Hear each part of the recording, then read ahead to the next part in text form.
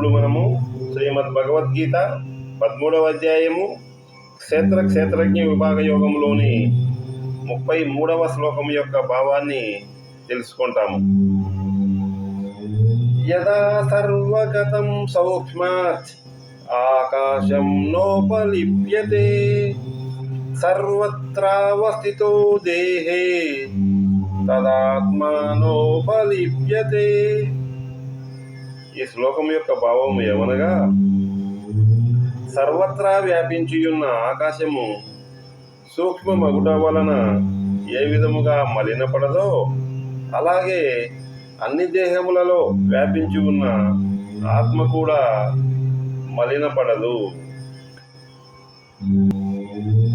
ఈ శ్లోకంలో ఆకాశమును ఉదాహరణగా తీసుకొని ఆత్మ యొక్క అమలినత్వము, అసంగత్వము, సర్వవ్యాపకత్వము, సూక్ష్మత్వము, నిర్మలత్వములు తెలుపబడుచున్నవి.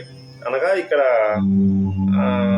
ఆత్మను ఆకాశముతో ఉపమానముగా, పోలికగా చెప్పడం జరిగింది. ఈ విధంగా చిన్న చిన్న ఉపమానములతో గొప్ప భావము లేదా బోధను తెలియజేయడం భగవద్గీత యొక్క గొప్పతనం.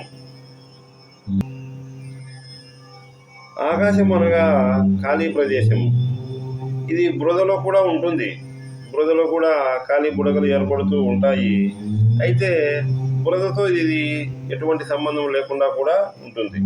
అదే విధముగా మేఘాలలో మెరుపులు, పిడుగులు, నీరు, వడగండ్లు అన్నీ ఉంటాయి. అయితే మేఘాలు వీటితో ఎటువంటి సంబంధాన్ని కలిగి ఉండవు. అదే విధముగా ఆత్మకు మన శరీరము, మనస్సు సంబంధమైనటువంటి సుఖదుఖాలతో ఎటువంటి సంబంధం లేకుండా కేవలము సాక్షిగా, దేహాతీతుడుగా, గంభీరముగా, నిర్భయంగా, చిదానందము, గొప్ప ఆనందంతో ఉంటుంది. కాబట్టి మన శరీరం అనేది ఆత్మ అనే దైవ సన్నిధిగా, నిలయంగా మనము భావించాలి.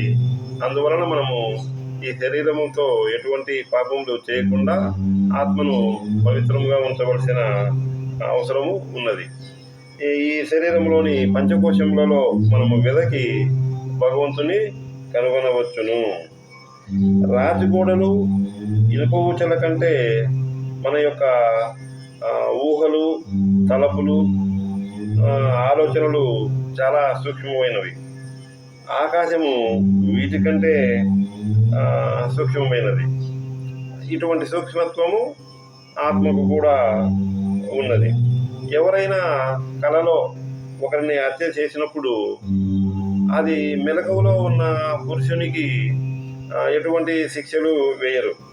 అదేవిధముగా మనము అజ్ఞానముతో, శరీర భావనతో చేసే పనులకు లోపల కేవలముగా, అమలినముగా, నిస్సంగముగా ఉన్నటువంటి ఆత్మకు ఎటువంటి సంబంధ బాంధవ్యములు ఉండవు. అదేవిధముగా ఎండమావి, దీనికే మరీచిక అని పేరు. ఎండమావిలోని నీరు ఎడారిలో ఉన్న ఇసుక రేణువులను ఎప్పుడు కూడా తడపలేదు. అదేవిధముగా ఇంద్రియములతో, శరీరములతో చేసే కర్మలు ఆత్మకు చెందవు, అంటవు.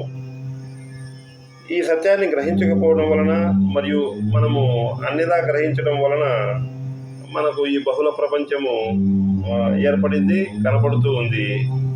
వాస్తవానికి మనము ఆత్మను గ్రహిస్తే ఈ ప్రపంచము మనకు ఈ విధముగా భ్రాంతిగా కనపడదు.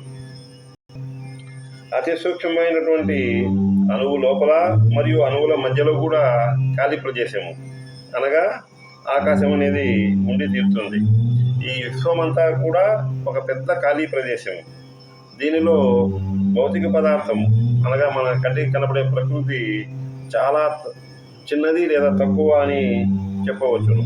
అయితే ఆకాశము అనగా ఆత్మ అనంతము. ఈ ఆత్మనే మనము భగవంతుడు అని అంటాము. శుభం భూయాత్.